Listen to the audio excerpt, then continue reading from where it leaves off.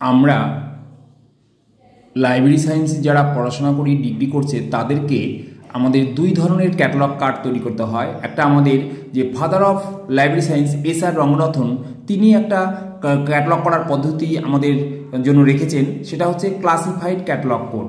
এই classified catalogue কোডকে সংক্ষেপে আমরা সিসিসি বলি, তিনটে সি বলি, ক্লাসিফাইড ক্যাটালগ কোড সিসিসি।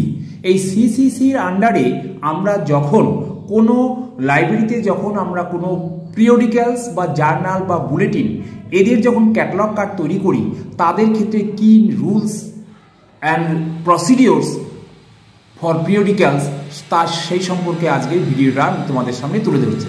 তাহলে আমি হেডিং দিয়েছি rules and procedures of cataloguing periodicals.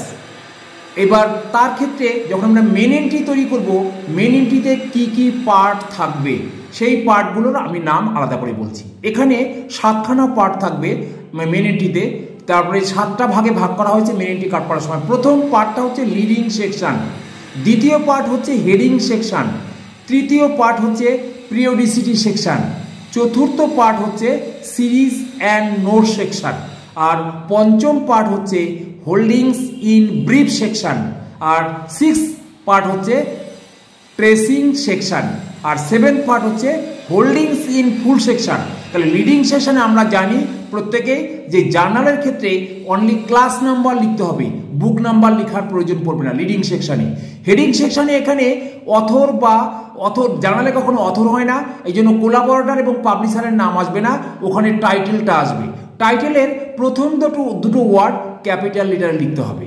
3 number point হচ্ছে পিরিয়ডিসিটি সেকশন, অর্থাৎ আমাদের জার্নাল সাধারণত monthly, quarterly, half yearly, yearly বেরোয়, যেরকম বেরোবে আমাকে ওখানে লিখতে হবে 1 ভলিউম পার ইয়ার। এইবার দেখা যাবে ভলিউমগুলো সেগুলো কিভাবে আছে, সেগুলো 1 ভলিউম পার ইয়ার, ভলিউম 1 থেকে 1 কত সালে ওটা প্রকাশিত হয়েছিল সেগুলো ওই পিরিয়ডিসিটি সেকশনে উল্লেখ করতে হবে। তারপর 4 নম্বর হচ্ছে সিরিজ অ্যান্ড নোট সেকশন। এইখানে আমরা যখন বইয়ের ক্ষেত্রে যে রুলস, এখানে জার্নালের ক্ষেত্রে সেই সেম রুলস। আমরা সিরিজের নাম লিখবো, যদি এডিটর থাকে তার পাশে ইডি বাই তার নাম লিখবো, এবং তার যদি নাম্বার থাকে সেই নাম্বারটা উল্লেখ করব। আর 5 নম্বর হচ্ছে হোল্ডিংস ইন ব্রিফ সেকশন, অর্থাৎ আমার গ্রন্থাগারে যে জার্নালের সংখ্যাগুলো বা ভলিউমগুলো আছে সেগুলো ওখানে উল্লেখ করতে হবে, লাইব্রেরি হ্যাজ বলে কি কি আছে সেগুলো উল্লেখ করব।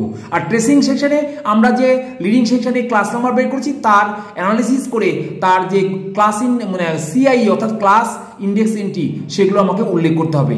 তারপর লাস্ট হচ্ছে হোল্ডিংস ইন ফুল সেকশন।